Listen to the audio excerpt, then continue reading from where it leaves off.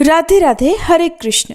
आंवला नवमी, जिसे अक्षयन नवमी, आंवला पूजा, धर्मराज नवमी, अक्षय नवमी या फिर कुष्मांड नवमी भी कहा जाता है, कार्तिक मास के शुक्ल पक्ष की नवमी तिथि को मनाई जाती है।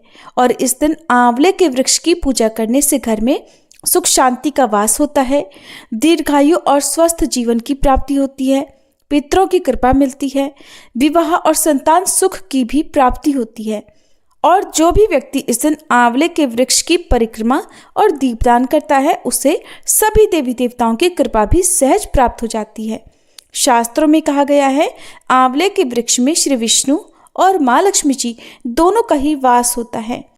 चलिए जानते हैं आंवला नवमी के दिन आंवले के वृक्ष के नीचे कैसे पूजा करें या दीपदान करें, यदि आंवला ना मिले तो कैसे पूजा करें और इस दिन क्या क्या करना चाहिए।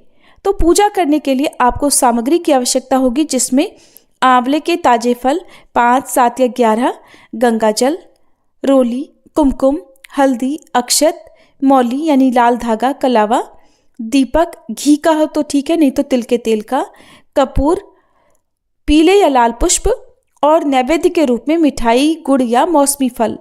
अगर आसपास आंवले के वृक्ष का पूजन कर रहे हो तो पूजा करने से पहले आंवले के वृक्ष की जड़ में आसपास भूमि को साफ करें, वृक्ष की जड़ में जल और कच्चा दूध मिलाकर अर्पित करें, गंगा जल छिड़कें, आंवले के वृक्ष को हल्दी, कुमकुम, अक्षत और पुष्प अर्पित करें।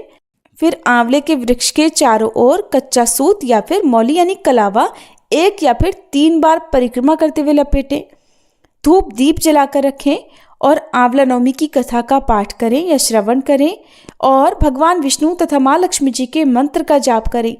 इसके बाद 1, 3 या 7 परिक्रमा करें और अपनी मनोकामना पूर्ति के लिए प्रार्थना करें।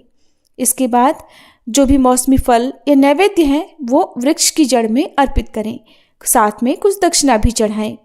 इस तरह से आंवला नवमी के दिन सुबह जल्दी उठकर सूर्योदय तक आंवला नवमी की पूजा कर लेनी चाहिए।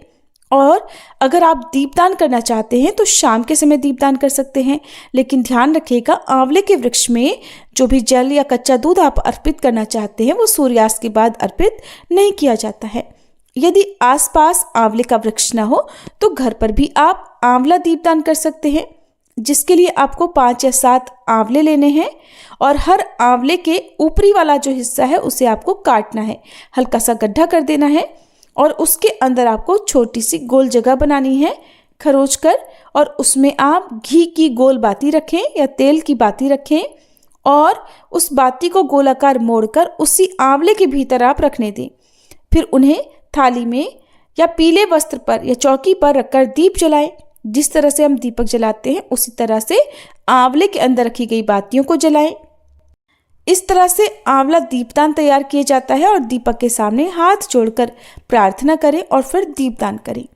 ये दीपक आप अपने घर के मंदिर में, तुलसी जी के पौधे के नीचे और आसपास के मंदिर में भी जलाकर दीपदान कर सकते हैं। और इस तरह से दीपदान करने के बाद आप अगले दिन जो भी आंवला दीपदान आपने किया है उनका विसर्जन या तो बहते जल में कर दें, नहीं तो भूमि विसर्जन भी कर सकते हैं।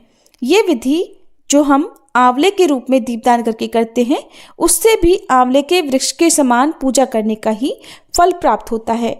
अगर आप आंवले के वृक्ष के नीचे दीपदान कर रहे हो तो मिट्टी का दीपक जलाकर दीपदान करें, और अगर आंवले का वृक्ष ना हो तो आप आंवले को काटकर घर पर दीपदान कर सकते हैं। दीपदान करने के बाद सच्चे मन से भगवान विष्णु और माँ लक्ष्मी जी से क्षमा याचना करें। हे देव, हे माँ लक्ष्मी, यदि पूजा में कोई त्रुटि हो गई हो तो उसे क्षमा करें, मुझ पर और मेरे परिवार पर सदैव अपनी कृपा बनाए रखें। फिर घर के सभी सदस्यों के कल्याण के लिए, उनके सुखी और दीर्घायु जीवन के लिए कामना करें। सबसे अंत में भगवान विष्णु और माँ लक्ष्मी जी को प्रणाम करें, और आंवलों का दीपदान किया है तो आंवलों को स्पर्श करके प्रणाम करें, और अगर आंवले के वृक्ष का पूजन किया है तो वृक्ष के तने को छूकर प्रणाम करें। आंवला नवमी को अक्षय नवमी भी कहते हैं और इस दिन किए गए दान का अक्षय पुण्य प्राप्त होता है। तो इस दिन दान के रूप में आप आंवले का दान कर सकते हैं, पके हुए भोजन का या भोजन की सामग्री का दान कर सकते हैं, धन का या वस्त्र का दान कर सकते हैं। दान हमेशा सुपात्र को ही करना चाहिए, नहीं तो किए गए दान का पुण्य प्राप्त नहीं होता है। इस दिन अपने पितरों की मोक्ष प्राप्ति की कामना से भी आप आंवले का दीपदान करके पितरों की मोक्ष प्राप्ति की कामना भी कर सकते हैं। ये